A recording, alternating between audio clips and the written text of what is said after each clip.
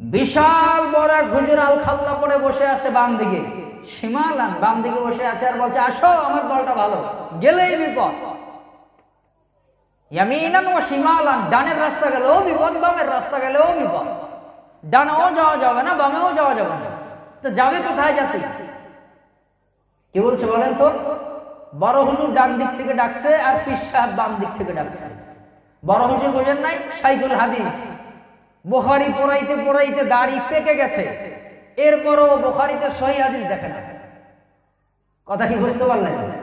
বুখারী পড়াইতে পড়াইতে লাইফ শেষ করে দিয়েছে, একেবারে শেষ প্রান্তে। 40 বছর ধরে বুখারী পড়ায়, তারপরও বুকে হাত বাঁধতে হবে, এই হাদিস দেখে না। 60 বছর ধরে মুসলিম আউয়াল পড়াইছে, এরপরও রফউল ইয়াদাইন করতে হবে, এই হাদিস তার চোখে